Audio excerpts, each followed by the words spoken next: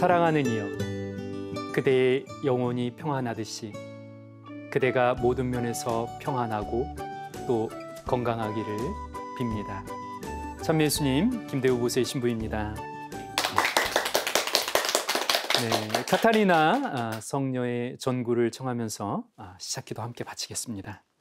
성부와 성자와 성령의 이름으로 아멘.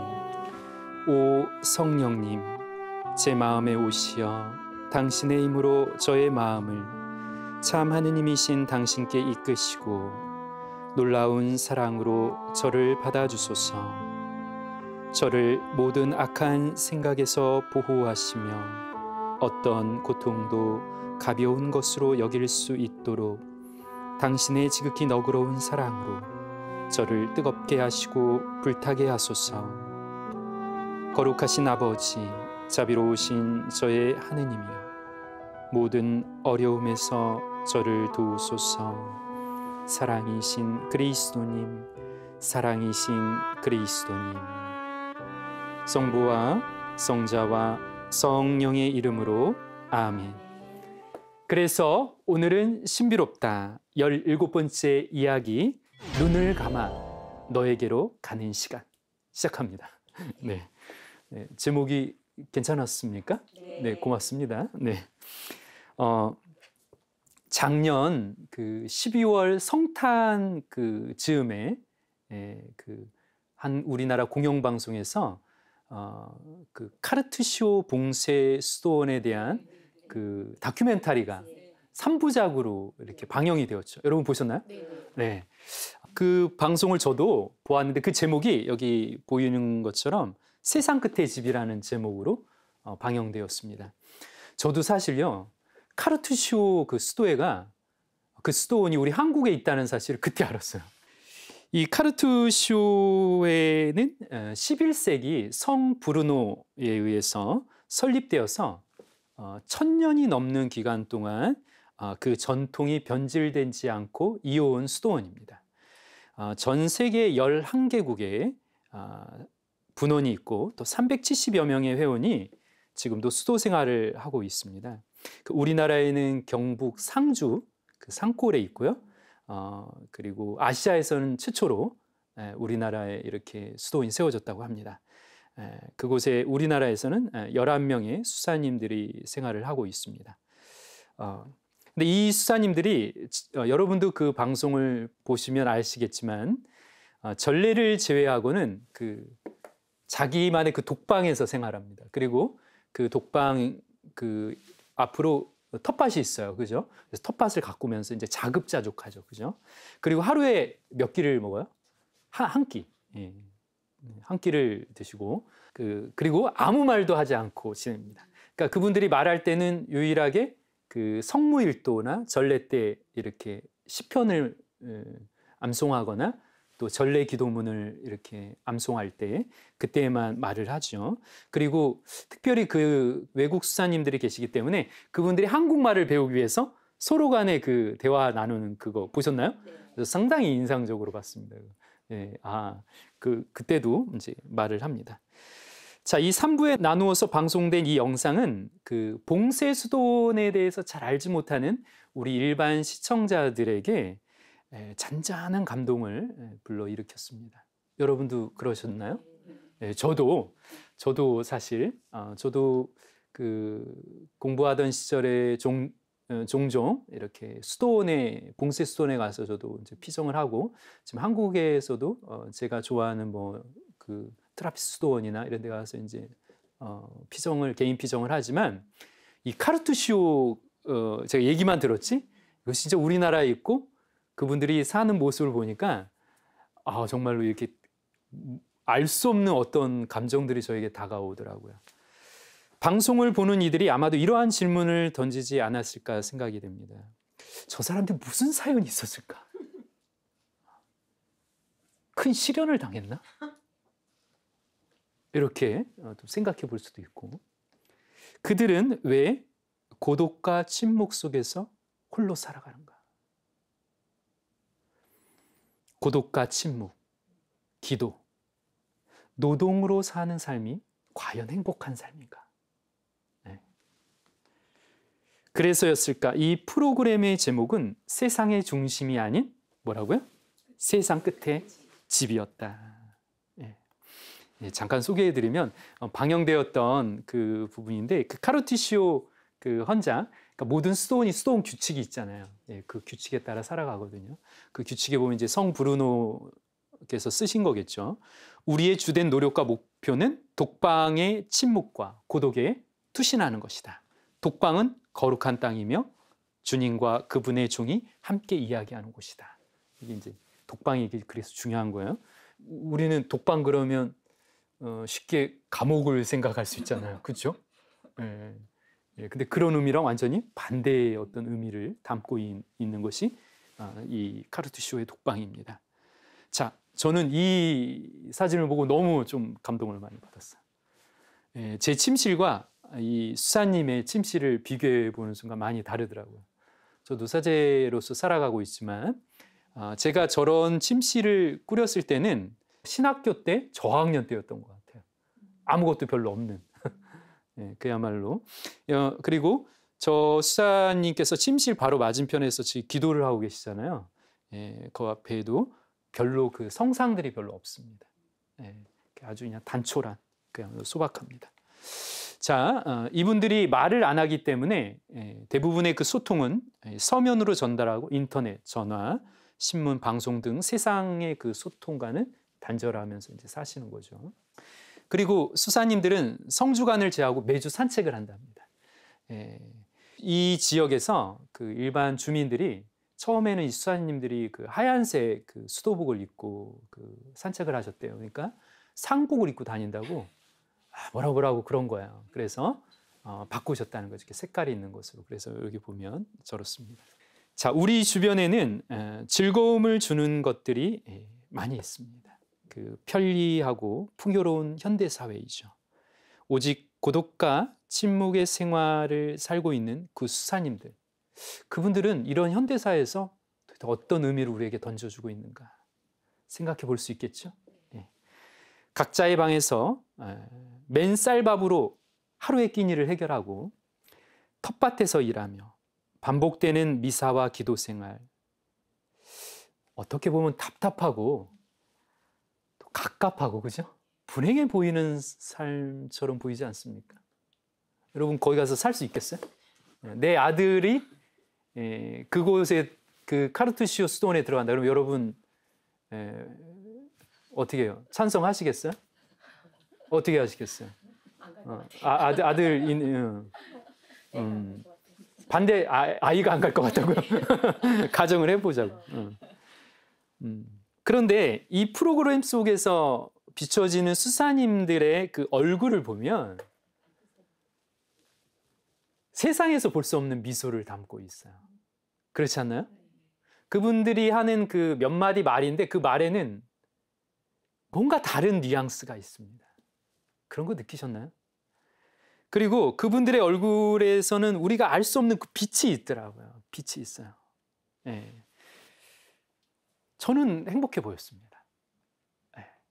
비록 작은 독방이지만 그곳을 수도 없이 걸으면서 로사리오를 하고 계시는 그 수사님, 그죠? 그 방바닥이 하도 걸어서 흔적이 남아 있어요. 그런데 제가 그 느낀 게 뭐냐면 방에 묵주가 새겨져 있는 거예요. 방 바닥에. 그런 걸 제가 느꼈어요.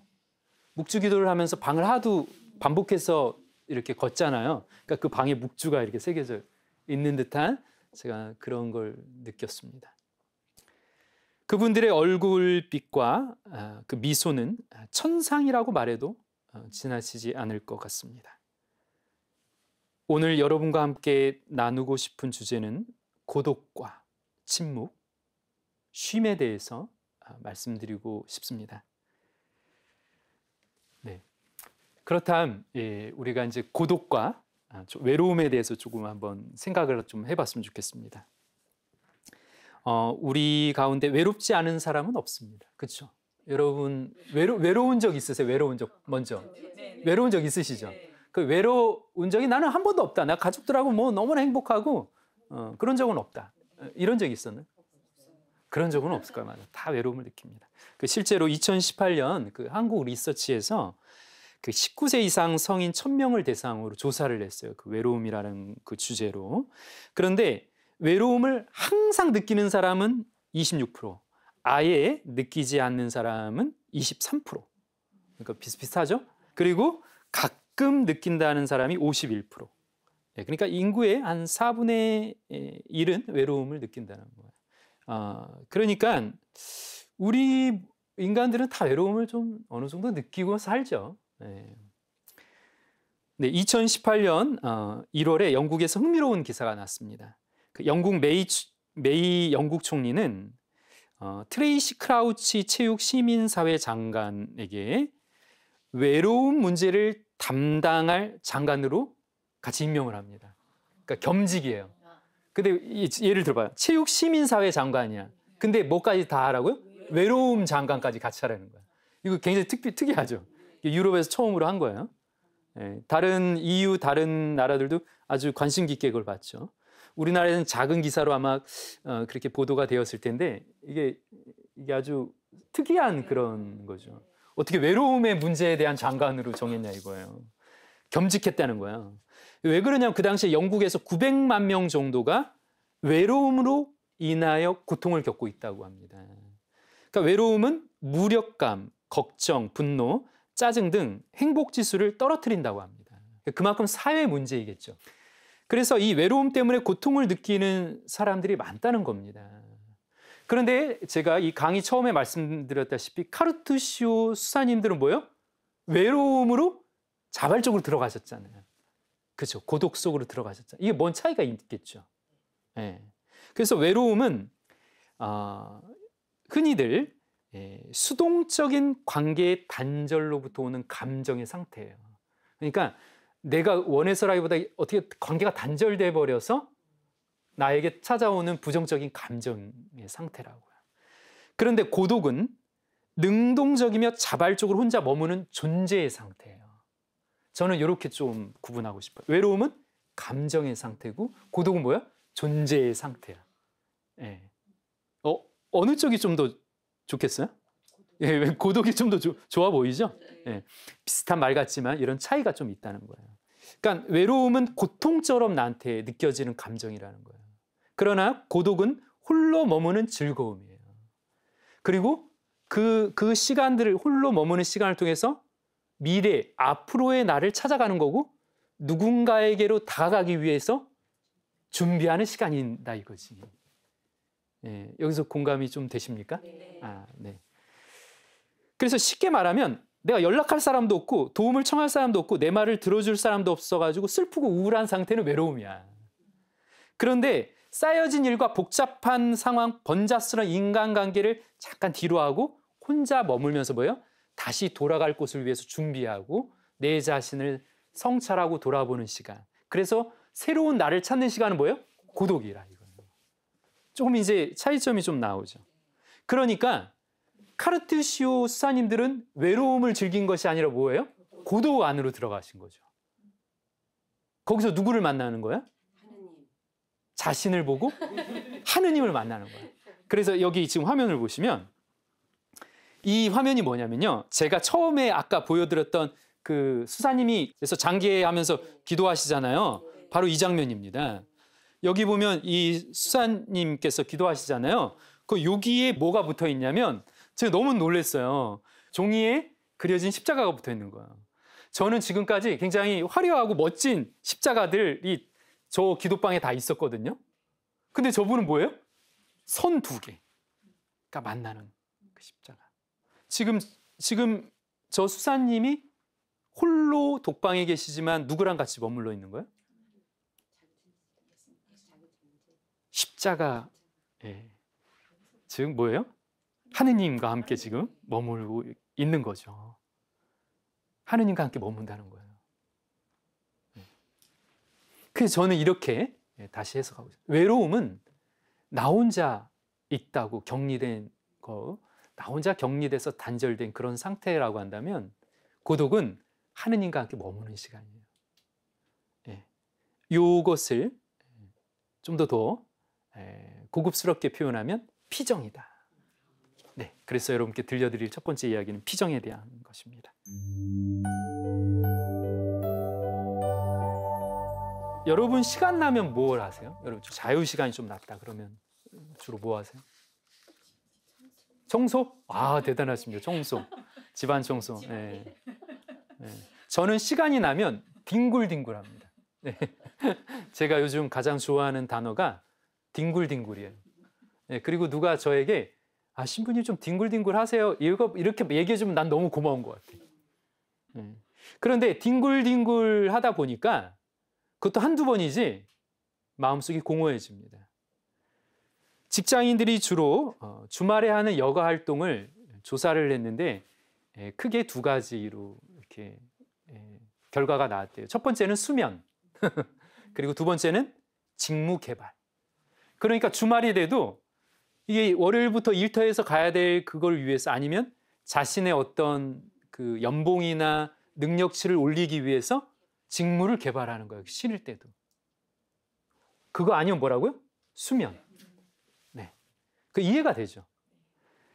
그래서 현대인들이 쉴 때 주로 하는 것이 수면과 독서래요. 수면과 독서. 그리고 또 좀 더 나아가면 명상, 기도. 네. 특히 여기서 기도와 명상은 그 사랑, 공감, 행복을 담당하는 우리 두뇌 피질의 혈액순환을 활성화시키고 또 신경 조직을 활성화시킨다고 합니다. 뭐를 하면요? 명상, 기도. 가톨릭에서는 우리 가톨릭 교회에서는 명상이라는 말을 잘 안 쓰죠. 뭐라고 해요? 기도, 혹은 묵상, 혹은 관상. 묵상은 메디타시오, 그러니까 정신을 좀 활용하는 거예요. 그리고 관상은 뭐예요? 콘템플라시오라고 해서 뭐예요? 우리 영적인 눈으로 바라보는 거죠. 여기 있잖아요. 그래서 그거는 관상은 마음의 눈으로 보는 것이고, 그죠? 메디타시오, 묵상은 뭐예요? 정신으로 이렇게 보는 거죠. 정신으로 찾아가는 거지. 예. 여하튼 이제 간단하게만 얘기할게요. 이렇게. 네. 그런데 이 가톨릭 교회에서는 일상을 떠나서 영혼이 쉴 수 있는 피정이라는 좋은 전통이 있다는 것입니다. 그러니까 우리가 신앙인이라고 한다면 주말이 돼서 자기가 정말 새롭게 에너지를 얻고 쉬려면 뭐를 하는 게 좋다? 피정을 하면 좋다. 예. 매주는 그렇게 할 수는 없겠죠. 예. 예. 그런데 한 1년에 상반기 한 번, 하반기 한 번만 해도 참 좋을 것 같습니다. 네. 저는 참고로 교회법적으로요, 사제는 연피정을 꼭 한번 하게 돼 있어요. 네. 꼭 해야 돼요. 1년에 한 번은 꼭 해야 돼요. 네. 그리고 제가 신학교 학생 때는 매달 월피정이 있었어요. 네. 그래서 그 습관을 지금도 잘 지키면 내가 크게 벗어날 일은 없겠다 이런 생각 하거든요. 네. 피정을 하게 되면 또 자기를 돌아보면서 고해성사도 할 수 있잖아요. 그러면 이 피정은 도대체 무엇인가? 피정은 일상을 떠나서 한적한 곳에 머무는 것입니다. 피정 자체가 떠나서 고요히 머문다는 것이죠. 그렇죠? 네, 떠나서 고요히 머무는 거예요. 네, 그래서 지나간 어제를 성찰하고 다가올 내일을 위해서 지혜와 힘을 얻는 시간이죠. 그래서 예수님도 성경을 보면 음식을 먹을 겨를조차 없이 분주했을 때가 있었죠. 수많은 사람들이 찾아오고. 그때 제자들에게 뭐라고 말씀하시냐면 너희는 따로 외딴 곳으로 가서 좀 쉬어라 이렇게 말씀하십니다. 마르코복음 6장 31절에서 이렇게 말씀하시죠. 너희는 따로 외딴 곳으로 가서 좀 쉬어라. 그러니까 우리가 분주하게 살면서 능력을 발전시키거나 자기 어떤 그 벌이를 더 높이기 위해서, 그러니까 그 직무 개발을 위해서 더 신경 쓰거나 이런 것보다는 조금 느리게 가더라도 영원히 쉴 수 있는 그런 시간을 갖는 것이 좋다. 그것이 앞으로 더 나아가는 데 더 도움이 된다 이것입니다. 그래서 피정은 내면의 참된 나를 찾아 떠나는 여행이고 내면 깊이 머무르고 있는 하느님을 만나는 여행입니다. 밖으로만 향했던 눈을 안으로 돌려서 마음 심연에 머무는 존재의 근원과 접촉하는 여행이다. 그러니까 밖의 세상을 보려면 눈을 크게 뜨면 돼요. 그런데 안의 세상을 보려면 어떻게 해요? 눈을 감아야 되는 거예요. 네. 그래서 기도 생활이라는 게, 기도라는 것이 눈을 감으면 나를 보고 내 안에 중심에 계신 하느님을 보는 시간이죠. 그죠? 집과 일터를 떠나서 고요한 곳에서 머물다 보면 저절로 시선이 어디로 향해요? 내면으로 향하게 돼 있다. 그래서 피정은 내면으로의 여행이에요. 여행이 살아왔던 곳을 떠나서 돌아갈 나를 찾는 시간이라고 한다면, 피정은 그동안 가려져 모른 척했던 진짜 나를 보는 시간이에요. 그동안 내가 모른 척했다고, 너무 바빠가지고 보지도 못했고 또 모른 척하기도 했어. 근데 그런 내 자신을 보는 시간이다. 네. 피정의 집 식사 시간에는 피정에, 여러분이 갈 수 있는 피정의 집에 가면 그곳에 이제 식사가 좀 나오죠. 근데 그 식사가 밥도 맛있고 반찬도 맛있습니다. 왠지 아세요? 스님들이 밭에서 다 갖고 온 거거든요. 예. 뭐 대단한 뭐 맛있는 고기 반찬이나 뭐 그런 반찬이 없어도 맛있어요. 장아찌에다가 밥 비벼 먹어도 맛있어요. 그리고 물과 공기도 청정해서 뭐요? 잠도 잘 옵니다. 예. 우리가 그 아주 멋진 곳에 가서 아주 유명한 그런 호텔에 가더라도 잠이 잘 안 올 때가 많아. 예. 그런데 뭐예요? 피정의 집은 소박하고 저 산속에 있는데 뭐예요? 잠이 잘 옵니다. 예. 피정하는 장소는 대부분 수도원이기 때문에 그 머무는 방이 소박합니다. 그래서 그 방에 들어가면 있어야 봐야 뭐밖에 없어요? 책상 위에 성경책 하나하고 방에 뭐예요? 십자가 하나 걸려 있습니다. 뭐 없어요. 그러니까 뭐예요?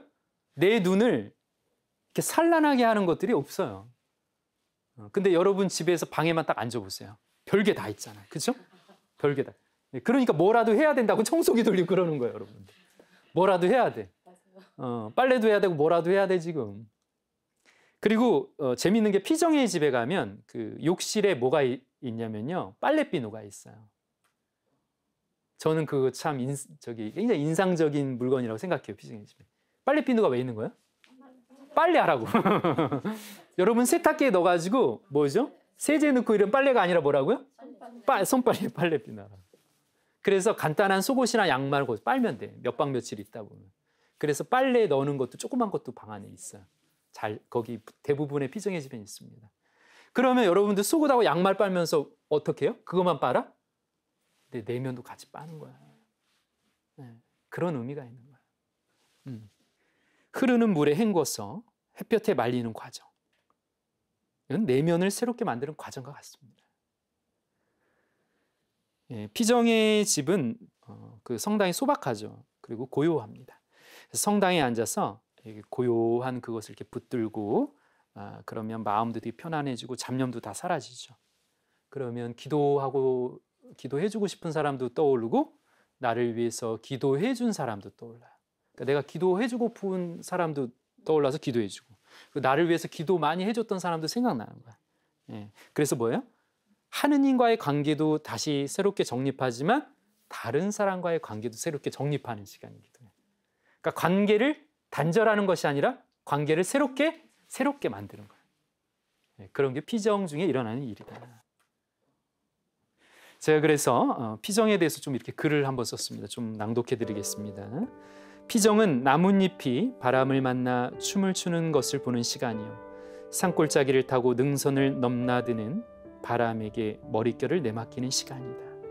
수많은 새들의 지저귀이 푸른 하늘을 무대 삼아 오케스트라를 펼치고 있음을 알아차리는 시간이다. 낮에는 코스모스와 맨드라미 사이에 감춰진 작은 꽃들이 자신의 존재감을 드러내고, 개구리 울음소리와 풀벌레 소리, 소쩍새 우는 소리가 적막한 밤을 채운다.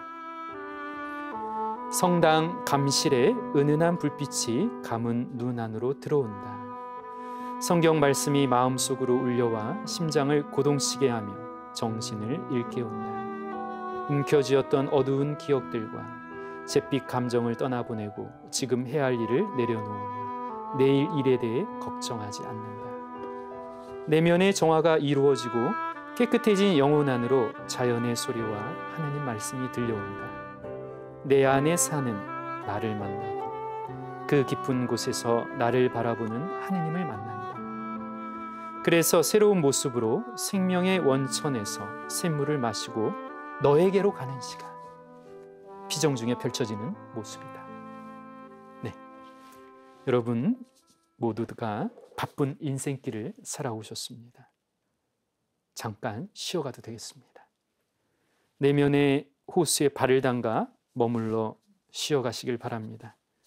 비난과 오해가 있었더라도 성공과 눈에 보이는 결실을 이루지 못했을지라도 우리 각자는 그동안 치열하게 그리고 열심히 살아왔기 때문입니다.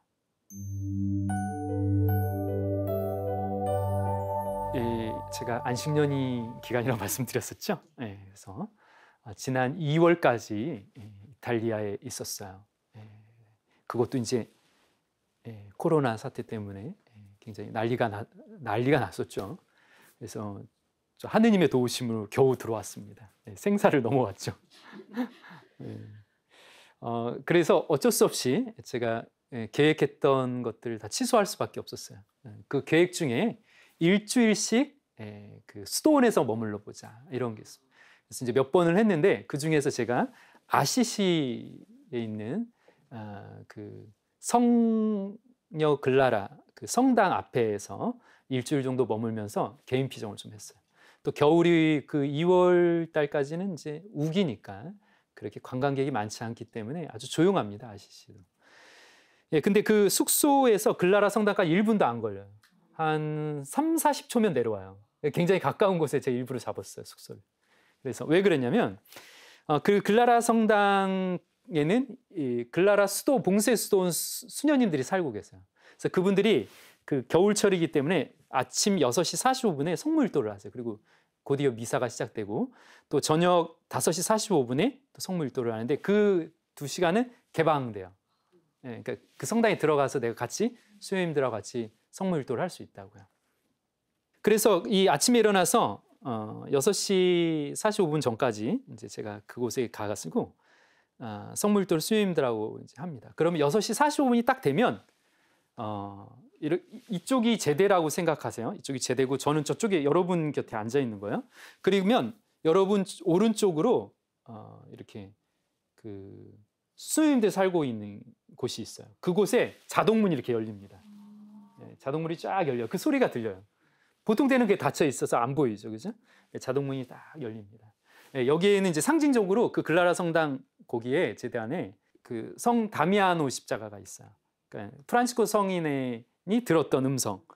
다미아노 십자가로부터 무너져가는 내 교회를 다시 세워라 이렇게 들으셨잖아요. 그 십자가가 거기 있어요. 그러니까 상징이 아주 상징적이죠. 하여튼간 그 자동문이 딱 열리면 창살이 이렇게 검은색 창살이 있어요. 그리고 거기서는 수녀님들 보이지 않지. 그러니까 수녀님들 보려면 저쪽 사각지대에 아예 가야 돼. 그러면 한두 분 보일까 말까 해. 그러면 그 창살 너머로 성물도 소리가 들리기 시작합니다. 그럼 저도 이제 성물도를 하니까 같이 이제 하는 거죠. 매일 그 이른 아침에 그곳으로 향하면 그 소수 몇 명의 그 순례객들과 함께 수녀님들과 저도 함께 성물도를 하는 거예요. 미사도 같이 하고. 그런데 그 일주일이 꼭 천국에 있는 것 같은 그런 느낌입니다.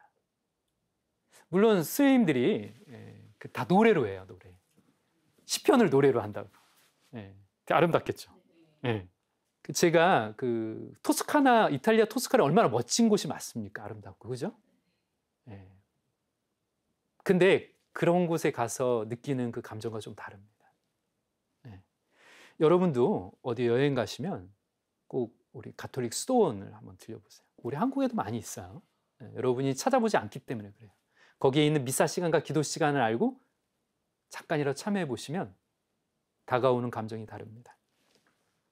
제가 한 것이라고는 그 수녀님과 성물도 시편을 함께 한 것밖에 없는데, 그리고 침묵 속에서 고요히 좀 머무는 거 한 몇십 분 정도, 성물도 시작되기 전에. 그런데 저는 놀라운 체험을 합니다. 제 마음은 왜 그렇게도 평온하고 충만해지는 것인가? 여기서 다시 한번 깨닫습니다. 우리 신앙인들의 가장 좋은 힘은 하느님 말씀 안에서 머무는 것입니다. 시편이 뭐예요? 다 하느님 말씀이잖아요. 성무일도 보면 다 하느님 말씀입니다. 그걸 노래로 하는 그 사이에 있는 그 순간 뭐예요? 내 영혼이 쉬는 거야. 네. 그런데 아까도 제가 말씀드린 자동문이 열린 다음에 창살이 있다고 그랬잖아요. 근데 그 창살을 보면 이렇게 다이아몬드 모양으로 이렇게 돼 있어요. 좀 연상이 되시죠? 네. 그런데 이 이탈리아 말로 이 다이아몬드는 디아만테라고 합니다. 디아만테. 이태리 말로 디오 그러면 하느님이고요. 아만테 그러면 연인이에요. 그러니까 뭐예요? 다이아몬드라면은 하느님의 연인이에요. 이렇게 의미를 담고 있어요. 여하튼 그 수녀님들이 계신 그 창살에 다 다이아몬드로 다 이렇게 돼 있잖아요. 그래서 순간 이런 느낌이 든 거예요. 아, 수녀님들이 저렇게 매 순간을 하느님 말씀 안에서 머물면서 노래를 하다 보니 하느님의 연인이라는 다이아몬드가 다 문양으로 다 새겨져 있구나. 그래서 저 창살은 세상과 수녀님을 나누는 창살이 아니라 뭐예요? 세상을 향해서 뭐예요? 수녀님들이 하느님의 연인이라는 것을 선포하는 것 같아요. 그런 느낌이 들었습니다. 제 착각이 좀 심한가요? 그 순간 저는 저 창살 안에 머물고 있는 수녀님들이 불행해 보이지 않더라. 마치 오늘 강의 처음에 카르투시오 수사님들이 세상 끝에 있는 것 같지만 사실 뭐예요? 누구보다도 세상 중심에 있는 분들이다. 그러면 하느님의 연인이 되는 방법이 무엇인가? 그것은 하느님의 말씀을 음미하고 노래하며 실행하는 것이다. 이 말씀을 여러분께 드립니다. 자, 그렇다고 해서 제가 여러분들께 지금 당장 짐 싸가지고 수도원을 가라는 그런 이야기를 전하는 것이 아닙니다. 우리가 세상 속에서 살지만 시간을 내서 피정을 할 수 있다. 이 얘기를 드리는 거예요. 단순히 어디 멋진 곳에 가서 식도락을 찾고 해봤자 결국 여행의 여독도 남고 뭐예요? 맛있는 건 또 먹고 싶어져요. 그런 것도 하지만 가족들하고 그런 것도 하지만 때로는 가족들과 함께 피정을 가는 것도 좋겠다. 우리 그 가톨릭 사이트를 찾아보면 우리 전국의 피정의 집 정보가 많이 나와 있습니다. 요즘은 더 그런 정보가 더 개방되어 있죠. 문을 두드려 보시면 됩니다. 저도 굳이 사제라고 하지 않고 갈 때가 많아요. 그게 뭔 상관입니까? 하느님 앞에서 우리는 똑같은 하느님의 자녀이지, 그죠? 여러분도 한번 시도해 보시기 바랍니다.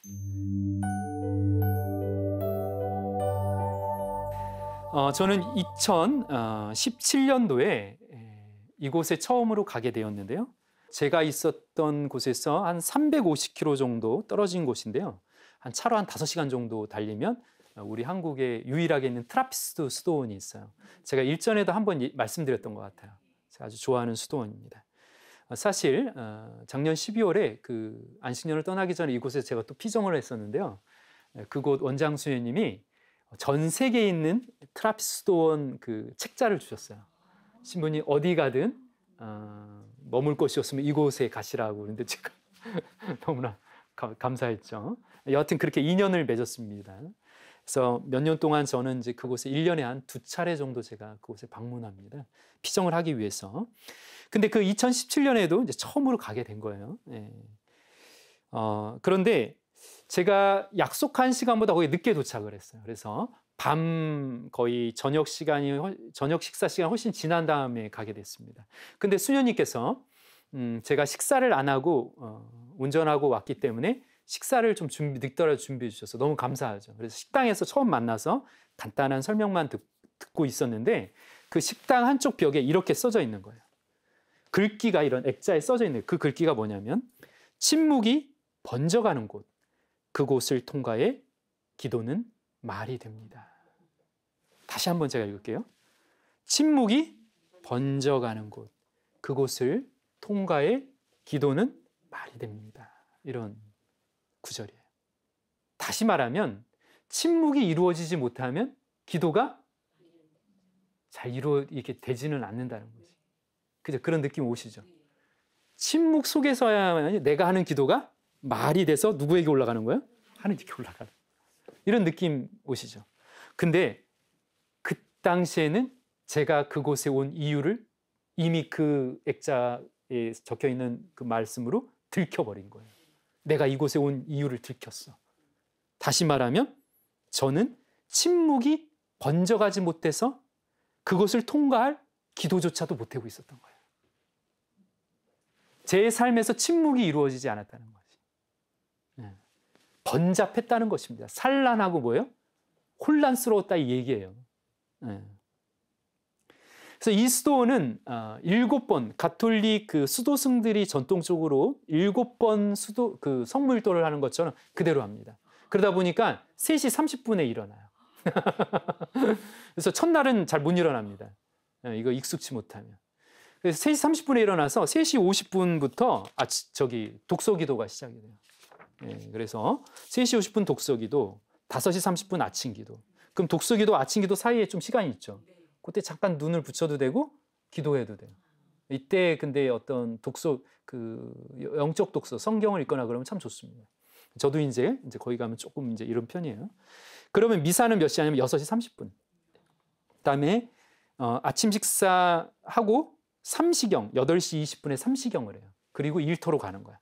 그리고 일터에서 오전 일을 마치면 11시 50분에 육시경. 그리고 점심을 먹고 조금 쉬었다가 오후 2시에 구시경. 이게 낮기도예요. 낮기도가 3개 있거든요.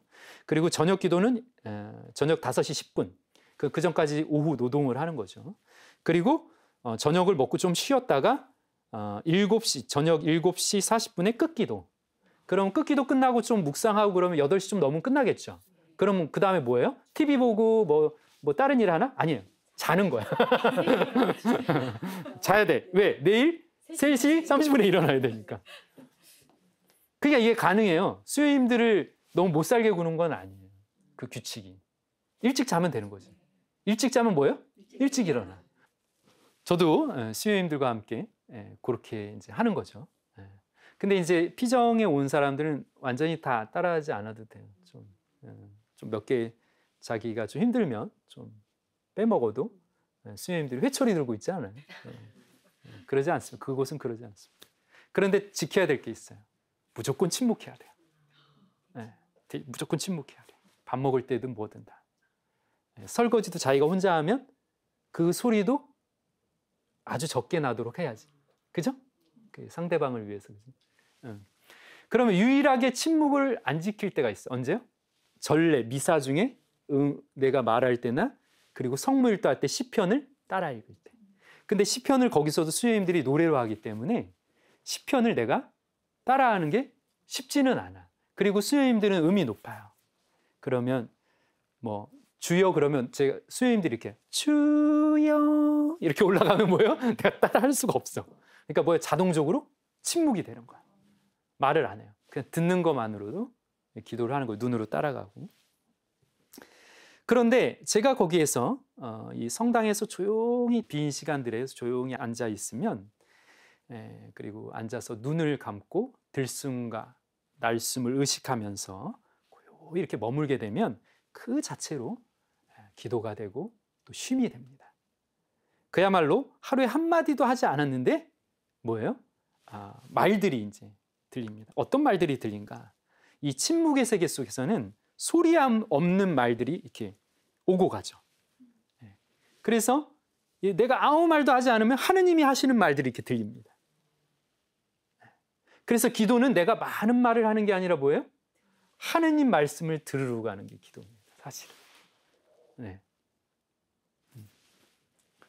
왜냐하면 하느님께서는 내가 무엇이 필요한지 이미 알고 계시니까. 성당 감시랍 불빛만이 은은하고 창문으로 7월의 미풍이 이렇게 넘실넘실 내 곁을 맴돌게 되면 푸른 바다 위를 떠다니는 쪽배처럼 두둥실 그렇게 침묵의 바다 안으로 나를 맡기면 될 뿐입니다. 그러면 근심도 사라지고 해야 할 일에 대한 강박도 옅어집니다. 나를 둘러싼 윤리적 의무감도 사라지고 몸의 몹쓸 열기와 세상의 번잡함이 침묵 안에 잦아듭니다. 고요 속으로 들어가 침묵을 붙들 때 일어나는 일입니다. 그 수도원에서 한 것이라고는 침묵뿐인데 내 마음은, 내 영혼은 왜 그토록 가볍고 자유로운 것일까? 우리는 얼마나 많은 말을 하고 삽니까? 말을 해야 할 때와 참고 기다려야 할 때를 쉽게 분간하지 못하고 가시돋친 말이나 차가운 말을 함으로써 얼마나 자주 상대방을 아프게 했습니까? 그리고 그러한 나는 얼마나 후회하고 가슴 아파했습니까? 침묵은 단순히 말을 하지 않는 것이 아니라 사랑이 담긴 말을 하기 위해 언어의 정거장에 머무는 행위입니다. 침묵은 내적인 소음, 우리 안에 요동치는 감정과 욕정을 잠재우는 세계입니다. 그리하여 참 나를 만나고 초월적이며 형언할 수 없는 사랑 자체인 신 앞에서는 인간의 품격 있는 행동입니다. 네, 여러분, 이 성화 보셨나요 혹시? 윌리엄 헌트 분이 그린 건데요. 세상에 비치신 그리스도라는 작품입니다. 근데 이 작품을 보면 이게 요한묵시록 3장 20절 말씀을 영감을 받아서 아마 그렸을 거예요. 보라, 내가 문 앞에 서서 문을 두드리고 있다. 이 말씀대로 지금 예수님이 지금 문을 두드리고 있죠. 그런데 이 성화를 보면 여기 뒤에 이게 지금 좀 흐린데요. 여기 있는 나무가 겨울에 있는 나무처럼 이렇게 말랐어요. 건조해요, 건조해. 이렇게 헐벗었다고. 그런데 예수님의 발자국이 닿는 곳에 이렇게 열매가 있어요. 열매, 여기가 풍요롭습니다. 여기가 뭐가 이렇게 풀이 이렇게 막 자라있죠, 그죠? 예. 그러니까 예수님이 가는 곳에는 뭐예요? 생명과 열매가 맺는 거야. 그런데 예수님이 문을 두드리고 있죠. 근데 저 문을 잘 보면 문고리가 없어요. 보이시나요? 네. 문고리가 없어. 왜 문고리가 없는지 아세요? 저 문은 사실 내 마음을 상징하고 있기 때문에 그래요. 그러니까 문고리는 어디에 있는 거야? 안에 있는 거야. 내가 열어주지 않으면 예수님은 들어올 수 없는 거예요. 우리가 예수님을 만나지 못하는 이유입니다. 예수님은 내 마음을 수도 없이 두드리고 있는데 내가 열어주지 못해서 예수님이 못 들어오시는 거예요. 그래서 여기 이 그림을 보면 이 넝쿨들이 있죠. 이 넝쿨들이 풍요와 신뢰를 상징하기도 하지만 또 한편으로는 이 문을 이렇게 덮어버리는 이 좀 가라지 악을 좀 상징하기도 해요. 그러니까 이 넝쿨이 다 이 문을 가려버리기 전에 어떻게 해야 되는 거예요? 내 마음을 열어야 되는 거야. 그래서 예수님 뭐예요? 지금 아침부터 두드리셨는데 지금 언제까지 두드리시는 거예요? 밤새 지금 두드리고 계시는 거예요. 그래서 지금 이 작가는 왼손에 이 등불을 이렇게 잡고 있습니다. 저 예수님 손이 얼마나 아프겠어. 그러니까 빨리 어떻게 해야 돼? 문을 열어야지. 네. 우리가 세상의 소음 속에서 살아가기 때문에 저 문을 두드리는 소리를 못 듣는 겁니다. 똑똑똑 그분이 두드리시는데. 내적인 소음. 그것이 우리 안에서 예수님이 두드리는 소리를 못 듣게 합니다. 어떤 내적인 소음인가? 부정적인 다양한 감정들, 걱정과 여러 가지 고민들, 욕심과 집착들의 소리들은 우리의 내면을 소란스럽게 합니다. 그 소음을 잠재우는 품이 있는 행동이 무엇이다? 침묵이다. 네. 자, 여러분 이 성화는 이탈리아 안토니오 마르티노띠라는 화가가 그린 문 앞에 그리스도라는 작품입니다. 1953년 작품인데요. 저는 이 성화를 보고 깜짝 놀랐어요. 저 문을 여시는 예수님의 눈빛을 보세요. 저 뭐 느껴지시나요? 뭔가 슬픔과 어떤 그지? 그런 굉장히 인상적이죠. 그래서 이 작가가 도대체 무엇을 표현하려고 했을까? 보면 예수님의 이 눈빛은 분명히 슬픔과 고통이 서려 있어요. 근데 이것은 세상에서 일어나는 전쟁, 그러니까 이 바깥으로 세상인 거죠. 그러니까 세상에서 일어나는 전쟁과 기아, 어떤 불신과 분열의 세상을 걱정하시면서 그것으로부터 나를 구하려기 위해서 문을 두드리면서 연 거예요. 그 눈빛이야. 예수님은 문을 연 사람에게 이렇게 말씀하십니다. 요한복음으로 3장 20절이죠. 누구든지 내 목소리를 듣고 문을 열면 나는 그의 집에 들어가 그와 함께 먹고 그 사람도 나와 함께 먹을 것이다. 제가 아까도 말씀드린 예수님께서 우리를 마음을 계속 두드리는데 우리가 그 소리를 못 듣는다고 그랬잖아요. 그 이유에 대해서 그 헨리 나웬 신부님은 현대인들이 하느님을 만나지 못하는 이유는 분주함 때문이래요. 너무 바빠가지고. 너무 바빠가지고 그렇답니다. 자, 요즘은 이래서 하느님을 만나지 못한다고 합니다. 하느님이 내 마음의 문을 두드리는 소리를 못한대요. 각자 뭐 하고 있어? 그래서 저 강아지도 놀아주지 않으니까 자기 핸드폰을 준비했어요. 좀 상징적이죠, 그죠? 자, 그럼 예수님께서는 어떻게 하루 일과를 보내셨는가 좀 우리가 살펴봐야 됩니다. 마르코복음 1장 22절을 보면 어느 정도 예수님의 하루 일정을 알 수가 있어요. 먼저 35절을 보면 다음날 새벽 아직 캄캄할 때라는 표현이 있습니다. 이때 예수님께서는 외딴 곳으로 나가셔서 그곳에서 기도하십니다. 아주 중요한 부분이에요. 뭐라고요? 다음날 새벽 아직 캄캄할 때. 샛별이 뜰 때 예수님 뭐예요? 기도하셨다. 누구에게? 아버지, 하느님 아버지에게 기도하셨다. 그러면서 힘을 받으셨을 겁니다. 그런 다음에 뭐예요? 일정을 소화하셔. 그리고 21절 또 29절을 보면 회당에 들어가 회당에 나오시어. 즉 회당이란 율법과 예언서가 선포되는 곳이죠. 그러니까 하느님 말씀이 선포되는 곳이야. 그곳에 그리고 거룩한 전례가 거행되는 곳이에요. 그러니까 예수님의 일정이에요. 그리고 셋째로 마르코복음 그 1장 그 21절 이하를 보면 예수님께서 시몬의 장모를 고쳐주신 다음에 수많은 아픈 사람들이나 그런 사람 예수님께 찾아옵니다. 즉 육신이 아프고 영혼이 병든 이들을 찾아가시죠. 그들을 병을 고쳐주시고 마귀도 쫓아내주시고 또 수많은 사람 한 손 한 손 올려서 그분들을 위로해주고 또 인생길을 열어주십니다. 즉 일을 하신다는 거예요. 그러니까 이렇게 보면 돼요. 새벽에 일찍 일어나셔서 뭐예요? 기도를 하신 다음에 전례를 행하시고 그죠? 하느님 말씀을 선포하신 다음에 그다음에 뭐예요? 일을 했다는 거예요. 일을. 그리고 마르코복음 1장 32절을 보면 저녁이 되고 해가 지자 사람들이 병든 이들과 마귀 들린 이들을 모두 예수님께 데려왔다 이렇게 기록되어 있죠. 그리고 하루가 마무리되고 사람들이 다 돌아간 다음에는 다시 한적한 곳으로 가셔서 하느님 아버지께 기도하셨을 겁니다. 그리고 그 다음날 새벽이 되면 또 어때요? 외딴 곳으로 가셔서 또 기도를 하는 거지. 그러니까 제자들이 그럽니다. 모두 스승님을 찾고 있습니다. 이렇게. 그자 예수님께서 뭐라냐면 얘들아 잠깐 내가 기도하고 있으니까 저쪽에 가 있어라. 이렇게 말하지 않으시더라고요. 어떻게 하냐면 다른 이웃 고을들을 찾아가자. 그곳에도 내가 복음을 선포해야 한다. 사실 나는 그 일을 하려고 떠나온 것이다. 정말 멋지죠. 멋진 예수님입니다. 이게 예수님의 하루 일과예요. 예수님이 많은 일을 할 수 있고 저쪽 고을도 가고 이쪽 고을도 갈 수 있었던 그 힘은 홀로 외딴 곳에서 머무는 시간 때문이다.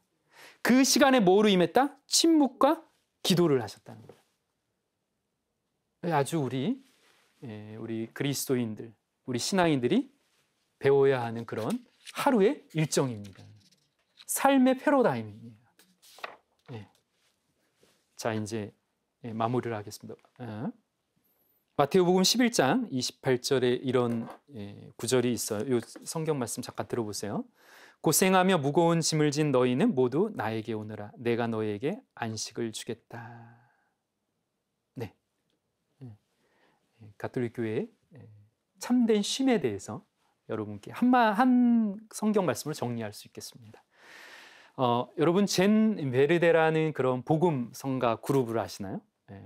외국 그런 복음 성가 가수들이에요. 그런데 그분들이 부른 노래 중에 그 당신의 침묵 안에서라는 그런 노래가 있어요.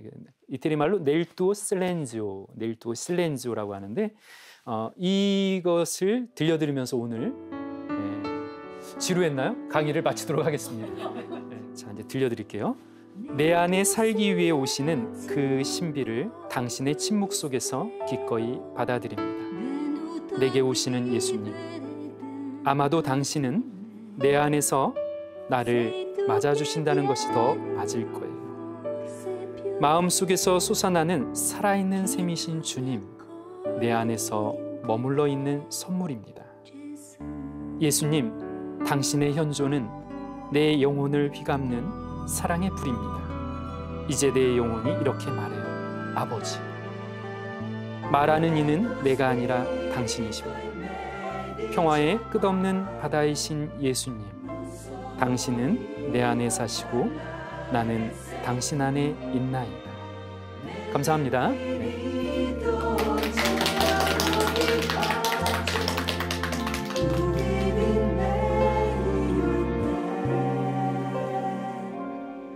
예수